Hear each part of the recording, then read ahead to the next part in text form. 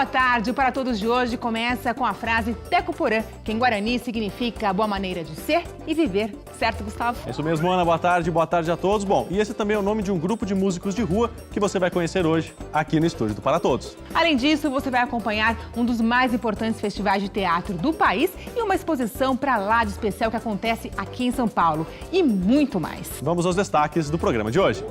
Em São Paulo, uma exposição celebra o centenário do cantor e compositor que cantou a Bahia e inspirou várias gerações, Dorival Caymmi. O Para Todos acompanhou o Festival Internacional de Teatro de Brasília, um dos mais importantes do Brasil. Personagens famosos dialogam sobre a maior metrópole do país na peça São Paulo Surrealista.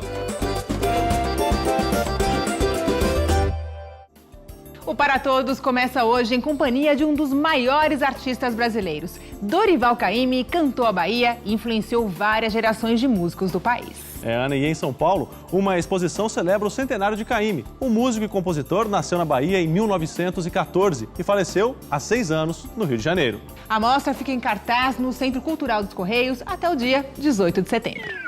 Minha jangada vai sair pro mar, vou trabalhar, meu bem querer, se Deus quiser. Dorival Caymmi soube cantar as coisas do mar como ninguém, mesmo sem nunca ter aprendido a nadar. As canções praeiras são narrativas da vida do pescador que ele vivenciou na infância e na adolescência, no início da juventude, em Itapuã, quando ele tirava férias, passava as férias numa vila de pescadores com o amigo Zezinho. Ele era um contemplativo. O mar era onde ele descansava a vista, onde ele meditava, onde ele admirava a beleza. É doce morrer no mar, nas ondas verdes do mar. A exposição Caymmi, 100 anos, em cartaz no Centro Cultural dos Correios, em São Paulo, mergulha no cancioneiro do músico e compositor nascido na Bahia. Algumas canções que já foram incorporadas à memória, à cultura brasileira. Para evitar essa crise de memória, distorções acontecem, a gente está correndo atrás para que isso fique bem solidificada a história dele. Aqui na exposição, a gente ouvindo e vendo as músicas, vendo a história, a gente percebe que conhece mais dele do que exatamente a gente sabe que conhece. De tanto ouvir as músicas e depois você vai linkando, isso é dele? Caramba, é dele mesmo. Você já foi à Bahia, nega? Não, então vá. Quem vai é bom fim, minha nega, nunca mais que voltar. Postais da Bahia, sambas urbanos e praieiras são alguns dos temas em que as canções de Caymmi estão divididas aqui na exposição. E o público pode ouvi-las a bordo desta jangada aqui. Tome conta de meu filho, que eu também já fui do mar.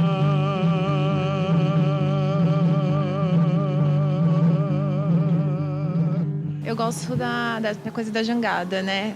Essa parte das músicas, as canções praeiras, né, que o pessoal fala.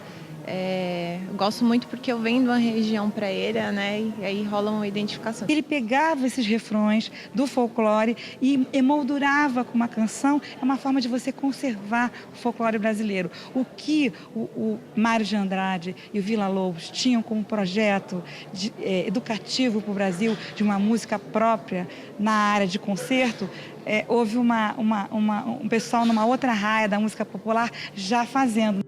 Quem quiser vá tapar o que procure fazer. Primeiro o fubá, depois o dendê. Procure uma nega baiana que saiba mexer, que saiba mexer, que saiba mexer. A construção da carreira de Caymmi coincide com o auge da era do rádio. Foi quando se apresentou na Rádio Nacional, no programa de Lamartine Babo, que Almirante o apresentou a Carmen Miranda. Que é que a baiana tem? O que é que a Baiana tem entrou no lugar de Na Baixa do Sapateiro, de Ari Barroso, na trilha do filme Banana da Terra. Na voz de Carmen Miranda, a gravação tornou Caymmi conhecido como compositor, e a letra vestiu Carmen com a indumentária de baiana. Tem saia engomada, tem sandália enfeitada, tem e tem graça como ninguém. baiana tem? O que é que a baiana tem? Foi muito importante porque ele chegou, ele veio pro Rio, ele não pretendia ser artista, né? E foi por intermédio da Carmen Miranda, o Acaso também, o Acaso é muito importante, né? O Acaso é importante, né?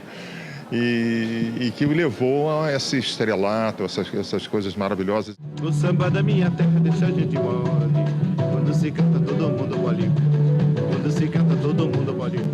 Quem não gosta do samba, bom sujeito não é. Ou é ruim da cabeça, ou doente do pé. Nesse espaço, que imita um estúdio de rádio, o público pode cantar uma das músicas de Caymmi, acompanhado pelo karaokê. Ou doente do pé. Caymmi ganhou a fama de preguiçoso por demorar para compor uma música. Ele se usou muito disso para poder exatamente criar uma redoma em torno dele, para ele poder fazer as coisas no tempo necessário. Por isso que ele esperou 9 anos para fazer João Valentão e fez Maracangalha de uma sentada só. Saudade da Bahia de uma sentada só. Um outro lado do artista, menos conhecido, também aparece na exposição. A faceta de desenhista. Quem ensinou ele a fazer um pé com carvão foi Portinari, grande amigo dele, amigo do Caribé. Então ele tinha toda uma interlocução com os pintores modernistas. Outra parte da exposição é dedicada às mulheres que aparecem em suas músicas. A vizinha do lado, a morena do mar, a mulher do pescador, a cozinheira do acarajé. A vizinha quando passa com seu vestido grená, todo mundo diz que é boa, mas como a vizinha não há. Ela mexe com as cadeiras pra cá, ela mexe com as cadeiras pra lá, ela mexe com o juízo do homem que vai trabalhar. Pode definir assim na simplicidade, tanto na música como o ser humano também, extremamente simples, uma pessoa dócil. Caymmi faleceu no dia 16 de agosto de 2008, na sua casa no Rio de Janeiro. Mas seu legado continua vivo na paixão pela música herdada pelos filhos Nana, Dori e Danilo, e nas músicas que emocionam fãs de diferentes gerações. Quando você se ergue, cai por cima de mim, cai por cima de mim, cai por cima de mim. E agora chegou a hora da dica cultural da semana. Nós estamos aqui no estúdio com a repórter Sara Kines, que vai trazer a dica pra gente. Qual é a boa dessa semana, Sara? Boa tarde, Ana e Gustavo. Boa tarde a todos. A dica de hoje é a 17ª edição do Festival Palco Giratório, que é organizado pelo SESC e circula por todo o país com espetáculos de 20 companhias de teatro. Até amanhã, o palco está aqui em São Paulo. E são grupos de diferentes regiões do Brasil? Como é que é, Sara? Isso mesmo, Gustavo. São grupos de 14 estados, como, por exemplo, a Companhia Garotas Marotas, do Acre, e a Companhia Gente Falante, do Rio Grande do Sul. Até o final do ano, serão quase 800 apresentações em 120 cidades brasileiras. Sara, quais são os destaques de hoje e de amanhã? Olha, Ana, hoje e amanhã tem a peça O Segredo da Arca de Trancoso, do grupo Vila Vox, lá da Bahia, que se apresenta no Sesc Interlagos. E olha que legal, a peça se inspira no universo dos contos orais brasileiros. Tem pernas de pau, máscaras e músicas originais. Hoje e amanhã, às 5 da tarde, com entrada gratuita. E dá para acompanhar os destaques do palco giratório no site do evento, que você confere aqui na tela. Bom, obrigada, Sara, pelas dicas. E falando em teatro, há 19 anos foi criado o Cena Contemporânea, um festival internacional de teatro que acontece todos os anos em Brasília. Hoje é um dos mais importantes eventos de arte do país. Bom, e este ano a programação contempla espetáculos que apostam na reflexão sobre a identidade cultural, a educação, a juventude, a velhice e a poesia do dia a dia. São apresentações de vários países que se revezam em alguns dos principais palcos de Brasília, em uma grande celebração que já dura 12 dias. E ainda dá para aproveitar o último dia do festival, que é amanhã. Pecador, renuncio a mis pompas. Ojalá te hubieras muerto. Casa cheia em todos os espetáculos. Brasília virou palco para artistas da Argentina, Espanha, França, Escócia, Tailândia e 3 estados brasileiros. Como o diretor pode ver, nós podemos, precisamos, devemos e vamos representar esse conceito. Na edição deste ano, mais de 100 atores e diretores se apresentaram, assistiram às peças, participaram de oficinas e ensaios abertos no Festival Cena Contemporânea, que é promovido há quase 20 anos. Todos os anos eu me admiro muito com a capacidade que têm os organizadores de mobilizar tanta gente, de trazer tanta gente de outros países e outras regiões do Brasil, porque esse país é enorme, né? Para trocar ideias, para apresentar seu trabalho, para discutir o teatro. É fantástico, é admirável isso, é maravilhoso. A troca de experiência no teatro é super válida, né? Então é uma oportunidade única para Brasília, para os atores de Brasília, para a gente se mostrar para as outras pessoas dos outros estados internacionalmente. Tem uma peça da Escócia, tem da Espanha, Argentina, enfim, acho que dá oportunidade também para outros artistas de outros lugares também se apresentarem, né? Para o organizador do festival, um dos méritos da cena contemporânea é a interação entre os artistas. Esse festival ele ainda mantém e vai manter essa natureza íntima, onde você consegue conversar com as pessoas, conhecer o artista, estar com ele, trocar ideia, aprender com ele. Calma aí, jogo, a gente vai fazer com som? Vai! Beleza. A intimidade entre palco e plateia é um dos pontos fortes da peça Conselho de Classe, que abriu este ano o festival. Os atores mostram o cotidiano de uma escola de periferia. O povo da escola, o professor, o diretor, os alunos, os pais, os alunos... Esse pessoal está assistindo a peça? 85% dos professores, em geral, ficam com os olhos marejados de se identificar, ver com a realidade deles. Os outros 15% agem como se fossem adolescentes, crianças, eufóricos pelo mesmo motivo, de se identificar com a realidade. É muito curioso, é um assunto que toca eles profundamente. E que hace um heavy num passeio marítimo? A companhia espanhola El Conde de Torrefell apresentou a sua nova peça pela primeira vez no exterior. Creo que hay dos expectativas. La primera es presentar este espectáculo fuera de España. Es la primera vez que lo hacemos en otro idioma, en otro país, fuera de el circuito que conocemos. Y hay una expectativa por ahí. Y la otra parte es presentar el festival en cena contemporánea, que es muy famoso en Europa. Y esto nos sirve también para entender si estas palabras y los significados y los contenidos se pueden traspasar también en otra lengua y por lo tanto otra cultura. ¿Tú podrías decirnos alguna fiesta o algún concierto donde podamos ir esta noche? Você já sabe o que os atores brasileiros dizem entre si antes de entrarem no palco, antes da peça começar? No sé. ¿No sabe? No, merda. Sí. En español también. Merda, ¿no? Ok. Merda. Merda, obrigada. Daqui a pouco, personagens famosos dialogam sobre a maior metrópole do país na peça São Paulo Surrealista. E ainda aqui no estúdio, o grupo Teco Porã mostra por que a arte de rua está cada vez mais em alta. A gente volta já. Nós somos o Guaçatom. E o Para Todos volta já! Somos a Companhia Capulanas e estamos aqui no Para Todos. Mário de Andrade, André Breton, Patrícia Galvão, Dionísio, Macunaíma. Todos esses personagens dialogam sobre a maior metrópole do país na peça São Paulo Surrealista. E o espetáculo, Gustavo, é uma produção do Grupo Teatro do Incêndio, criado em 1995. A sede fica na Consolação, no centro de São Paulo.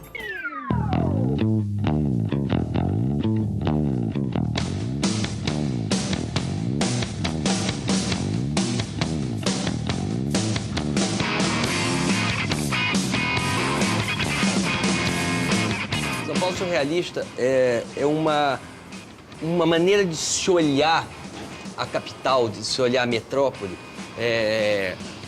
com associações livres, né? Como São Paulo é uma cidade caótica e plural, né, nós juntamos uma coisa em cima da outra. São Paulo Surrealista é poesia encadeada, né? Então o cara chega aqui, ouve poesia musicada, ouve poesia em diálogo, né? Ouve embate de poesia. E ele sai daqui encantado. Que texto é esse? Não é texto, é poesia. E poesia é uma coisa muito sedutora. Na verdade, a gente interpreta o que a gente está fazendo, né? Então a gente interpreta na parte, vira uma poesia teatral, vira uma cena, vira uma música. Então é uma interpretação sobre o material que a gente está fazendo. Na peça, há um encontro fictício em São Paulo entre André Breton, poeta francês e teórico do surrealismo, e Patrícia Galvão, também conhecida como Pagô, poetisa e militante comunista. Ambos se conheceram, de fato, na década de 30, em Paris. A Pagu, ela é anfitriã do André Breton no Brasil. Como a peça traz o André Breton, criador de surrealismo, para o Brasil, foi quem que vai receber o Breton aqui? Eu pensei em várias pessoas, falei, não, ele conheceu a Pagu.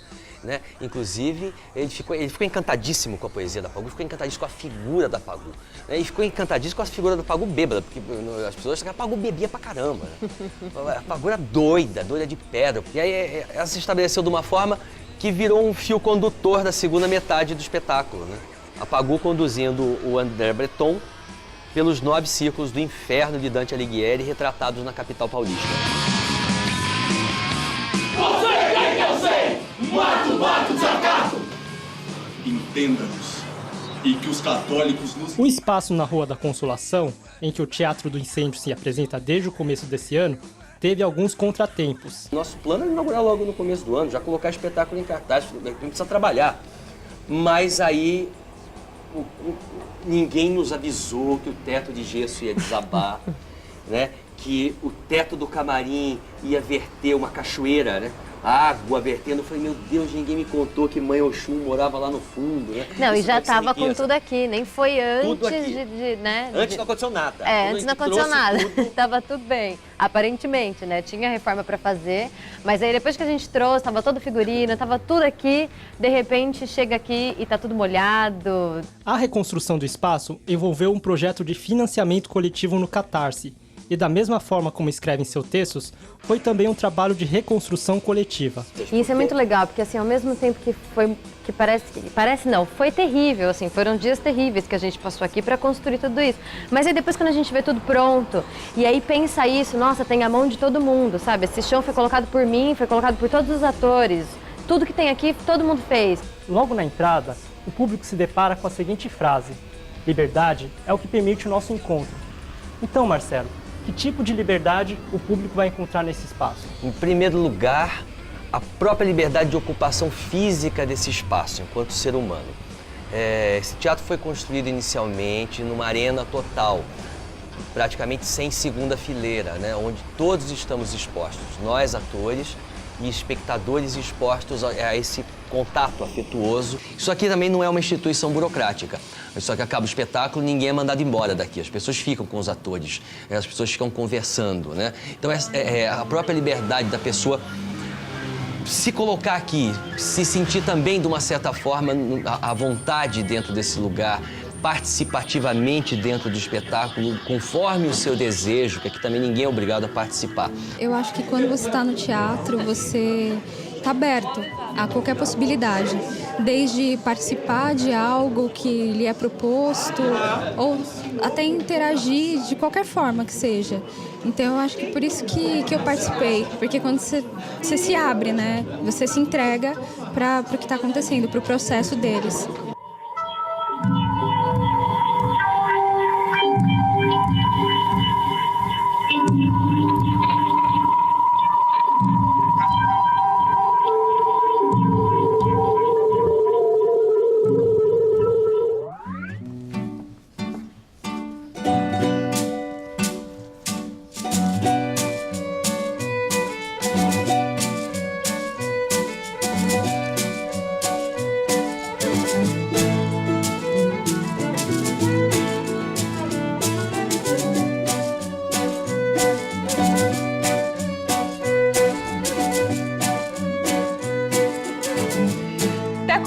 Em Guarani significa a boa maneira de ser e viver. Nós recebemos aqui no estúdio um grupo que fez desse nome sua maneira de fazer arte. Eles começaram como banda de rua em 2012 e se apresentam em espaços públicos, como praças, avenidas, metrôs e por aí vai. É um prazer receber vocês aqui hoje, viu? Bom, muito bom ter vocês aqui no Para Todos. Bom, Marília, você é a única mulher do grupo, eu queria que você apresentasse os demais pra gente, pode ser? Claro. Juan Morales, Pablo Nomás, Marília Calderon, André Eshua. Bom, eu queria que vocês contassem pra gente como é que surgiu o grupo, né? Vocês hoje se apresentam principalmente em espaços públicos. Como é que surgiu essa ideia? Surgiu mais na prática do que na ideia, né? O Pablo e o André já tocavam na rua há muito tempo. Eu e o Juan, a gente acabou conhecendo eles na rua também, se influenciando, e fomos tocar na rua por influência deles. E a gente sempre... Acho que a razão de cada um é diferente, mas todos sempre tiveram uma empatia pela rua, pela liberdade, facilidade e proximidade também com as pessoas, né, que ela proporciona. E a gente já começou tocando na rua e gostou, e até hoje a gente toca em outros lugares. A gente não é uma banda de rua, a gente toca na rua, mas a gente também toca em outros lugares, né? A gente quer... O nome de vocês tem uma origem indígena, né? Isso tem alguma coisa a ver com o tipo de música que vocês tocam ou não? Então, o Pablo que deu o nome, então deixa eu passar a palavra para ele, para falar do nome. O nome é bem simples. Teco, na verdade, é tecó, em Guarani. É caminho ou maneira, porão é belo, bonito, bom. Então, literalmente, seria o bom caminho ou o caminho bonito, mas para os índios é uma coisa que é muito mais abrangente, vai falar sobre a convivência com seus irmãos, e, na verdade, o respeito à natureza, sabe? Você fazer o que é certo. É como uma filosofia mesmo de boa convivência com todo o planeta. Vocês estão há 2 anos tocando nas ruas, né? O que essa experiência trouxe para vocês? Essa experiência trouxe muitas coisas, porque tocar na rua tudo pode acontecer, né? É uma coisa muito não planejada, não tem script nem roteiro nenhum. Mas o mais bacana que eu acho é a diferença que você faz no dia de muitas pessoas que estão tristes, estão pela rua, sabe, oprimida pela maneira como vive, pelo trabalho que tem, sabe, não está satisfeito, mas também não tem como fazer muito para mudar. E acho que o músico na rua, ele tira um pouco desse peso. São vários depoimentos de pessoas que passam, pô, meu dia tava uma merda, e passei a ouvir essa música e já tô melhor. É muita gente falando isso, então você vê que as pessoas realmente, elas estão, sabe, sim. E é legal também a maneira como elas retribuem, né? Muitas pessoas, elas não dão só dinheiro, elas dão desenhos, às vezes dançam, enfim, elas retribuem com arte que tem, também. né? Isso é bem legal. Quais são os próximos projetos de vocês? Como é que as pessoas sabem onde vocês vão tocar?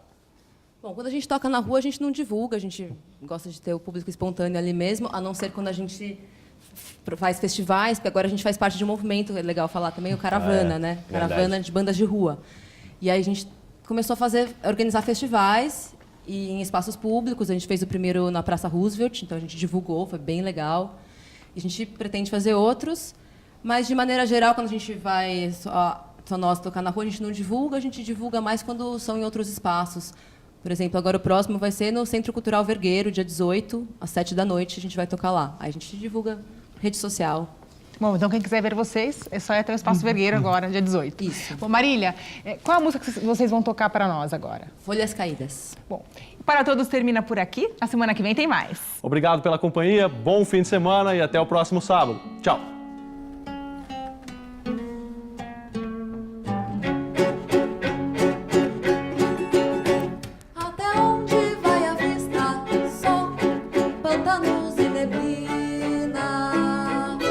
Nenhum pássaro se arrisca a cantar, há folhas caídas em chamas, e nós cavando a lama com a pá. Até onde vai a vista? Só pântanos e neblina. Nenhum pássaro se arrisca a cantar, há folhas caídas em chamas, e nós cavando a lama com a pá. Sentinelas vão e vêm, e ninguém pode fugir. Quem se arrisca vai cantar debaixo da grama, e nós cavando a lama com a pá.